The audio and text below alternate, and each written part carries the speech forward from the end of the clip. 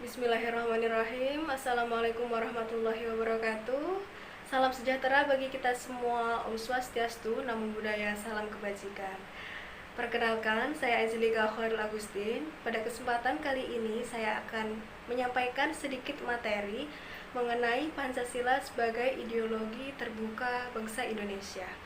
Sebelum kita membahas lebih dalam Pancasila sebagai ideologi terbuka, ada baiknya kita harus memahami terlebih dahulu apa itu yang disebut dengan ideologi. Pengertian ideologi itu sendiri, secara istilah, ideologi berasal dari kata dalam bahasa Inggris, yaitu idea yang mempunyai arti konsep, cita-cita, pengertian dasar, dan gagasan. Dan kata logos yang diserap dari bahasa Yunani, logos dengan arti pengetahuan atau ilmu. Oleh karena itu, secara harfiah, pengertian ideologi yaitu suatu pengetahuan dasar yang memuat gagasan tentang ide, science of ide, atau pengetahuan tentang gagasan mendasar. Nah, sekarang kita akan membahas mengenai Pancasila sebagai ideologi terbuka. Apa sih yang dimaksud dengan Pancasila sebagai ideologi terbuka? Pancasila adalah ideologi yang mampu menyesuaikan diri dengan perkembangan zaman tanpa merubah nilai dasarnya. Artinya, meniadakan Pancasila sama dengan meniadakan identitas atau jati diri bangsa Indonesia. Pancasila menjadi ideologi terbuka karena Pancasila telah memenuhi beberapa syarat yang telah ditetapkan dan telah disetujui bersama. Setidaknya Pancasila memiliki 3 syarat yang telah dipenuhi, yaitu yang pertama adalah nilai dasar. Nilai dasar merupakan nilai yang paling mendasar yang terdapat dalam pembukaan Undang-Undang Dasar 1945 yang tidak dapat dirubah. Yang kedua adalah nilai instrumen. Nilai instrumen ini adalah nilai dasar yang dijabarkan lebih kreatif dan lebih dinamis dalam bentuk Undang-Undang Dasar 1945, ketetapan MPR, dan peraturan perundang-undangan lainnya. Yang terakhir adalah nilai praktis. Nilai praktis merupakan nilai yang akan dan telah dilaksanakan dalam kehidupan sehari-hari, baik dalam masyarakat, berbangsa, dan bernegara. Nilai ini lebih bersifat abstrak, seperti saling menghormati, saling kerjasama, dan kerukunan.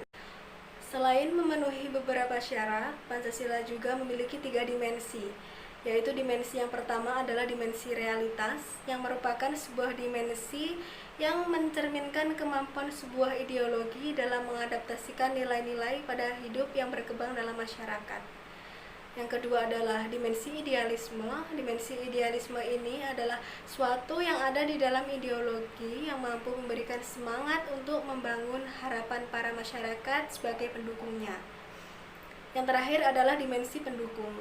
Dimensi pendukung merupakan dimensi yang mencerminkan dan menggambarkan hal yang mampu dilakukan oleh suatu ideologi dalam mempengaruhi dan menyesuaikan diri dalam perkembangan suatu masyarakat. Faktor-faktor yang mendorong Pancasila sebagai ideologi terbuka adalah proses pembangunan nasional berencana diikuti dinamika masyarakat Indonesia yang berkembang dengan sangat cepat, sehingga menyebabkan tidak semua permasalahan kehidupan dapat ditemukan jawabannya secara ideologis.